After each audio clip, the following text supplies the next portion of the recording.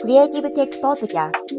Hi, I'm Kaoru Ray, product designer and author.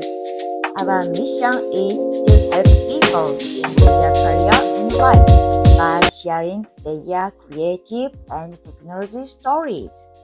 So this is our second episode about DEI. So she is talking about why Japanese companies need DEI. Let's get started. The another question is like you talk about equity and equality is difference, right? And let's say like people who has a lower income, there's a chance they can go to school, right? But maybe like there's some rich people, they might not get the position because of them. What do you feel? What do you think about that? Like, some people might not get the position. It's because of the equity.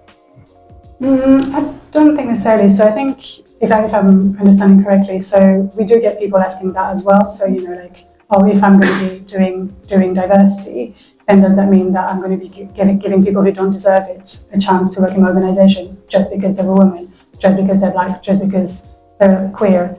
And that's not how it is. So positive discrimination is still discrimination. Mm-hmm. What organizations can do is positive action, which is addressing imbalances that they are seeing in their organization, but still giving jobs to the people who deserve it. Like there is, we're not advocating for people who don't have qualifications to get a job just based on their skin color or gender, because that would defeat the purpose, I think. Thank you. And okay, in Europe, the DEI situation is different, like in Japan and it's very different. I guess what diversity means, first of all, will completely depend on like the country that you're in and the wider cultural context and the diversity that's found within the country in the first place. So the demographics of the UK and France are completely different to Japan, for example, and I'm sure it was the same in Spain as well. Yes. Don't know how you felt about it, but I think I absolutely love living in Japan, but Japan is lagging behind on a lot of D&I topics. So one of the main issues, anyway, it's kind of like the first one to address, is gender equality. So Japan is massively lagging behind other countries in the global north. They are 125th out of 146 countries in the Global Economic Forum's Global Gender Gap report. So definitely something that needs to be addressed. And it's true that Japan is a fairly homogenous country in terms of things like race and things like that, but diversity still exists, and especially outside of what's immediately visible.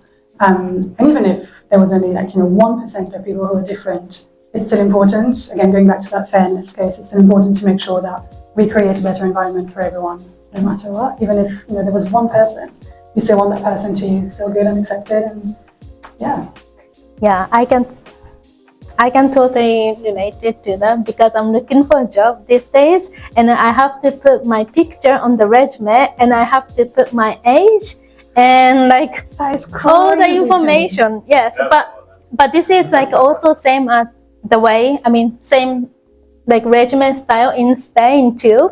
And yes, I was kind of shocked because I finished my university in United States and I never put my photo or gender. Yeah, but now in Spain also asking picture, age and everything. So I wish I don't want people to know my gender, because it's a full bias. Yes, absolutely. There's been so many little experiments done with things like that, where women would change their email signature to a male name, and the responses that they get are completely different. So there's so many things like that I guess are still happening. Europe's not perfect by a country mile, but there's a lot to be done everywhere. Should we go this way? Okay. And how can we improve DEI in Japan? What do you think? So I've been in Japan for 4 months, so I don't have experience working with Japanese companies. So my experience is kind of based on what I've seen and done in Europe. But I think one of the big things to me is that, again, D&I is not just at work. D&I is advocating for change at every level of society. So D&I in the workplace needs to be supported by societal change. So again, one big thing when we're talking about the gender gap. So maybe if we didn't put the full burden of childcare and household management on women, they could have a better work-life balance and could advance further into their careers. Or if LGBTQIA people had the same civil rights as heterosexuals, people wouldn't feel like they have to hide part of themselves at work, and again could advance a bit further. And that equity bit, again, I think is quite important, and taking those steps to make sure that people can access the same opportunities regardless of their background or their circumstances. And once people are in an organisation, offering ways to make sure that work can work around them to, flexible working arrangements, for example, for people who need it, but without it negatively impacting the career advancement. So, for example, in the UK, in my organisation, a lot of the leadership team is women with children. Most of these women start work at 10 because they have to drop their children off at school. But that's still allowing them to do their job during the day. They finish a bit later, maybe they work a bit more flexibly, but they still have the opportunities to advance in their career. So that equity piece is really important. And I think having allies is very important as well. So especially when it's at the very, very beginning of a diversity journey, I think having allies who are part of the, dominant part of society, who can advocate for change and who can be those people who are making a conscious effort to advance a cause, even if it doesn't impact them directly. And they can also be the people who are going to help you get buy-in from leadership, which I think is super important. A kind of it has to start from a bit of at the roots, but then if you don't get buy-in from the leaders, nothing's ever going to change. So having those allies who are kind of in with leadership and who can advocate for you is a really good way to do that as well.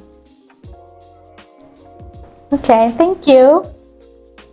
Tell us your passion apart from your work. Yeah, so outside of work, I am a writer, mostly poetry, a little bit of fiction. I also love to read, obviously, that kind of comes with the territory. Love learning languages, which is why I'm in Japan. Love traveling, which is also why I'm in Japan. I guess it's not super exciting, but yeah. So Japan is your favorite country? I mean, so far, it's pretty up there. It's pretty up there so far, yeah. I do love it here. I'm glad you like it. Okay, and you are also a nomad, right? And how's being a nomad life? Yeah, so I'm very lucky at the moment to be able to work remotely from Japan for an organisation that's based in the UK. So again, it's absolutely incredible. I'm also very lucky to be working part-time, which I cannot recommend it enough. If everyone is still working full-time, just please, if you can, take at least one more day off in your week. It will change your life. And yeah, I'm working slightly weird hours to kind of work with the time difference between the UK and Japan, but it's a really small price to pay for living here and meeting amazing people and traveling. Yeah. Okay, so what's your dream in 5 years or 10 years? What do you see yourself? So I'm very bad at this question. Anytime I've had a job interview and they're what do you see yourself in 5 years? I don't know what I'm doing tomorrow, so I'm not quite sure. I guess in terms of me, myself, my career, I'd love to be able to kind of carry on the work that I'm doing in DEI, potentially working with more organisations more globally as well to help change the world. Is that super cheesy? I love that. And yeah, I'd like to continue writing, hopefully publish some more poetry, and travel as much as possible. I hope you will give us impact in Japanese society. Thank you. Thank you. Okay, so 5 minutes rest. Yes. Thank you so much for listening our Creative Tech podcast today. We hope our story to help your career and life. See you soon. Bye bye.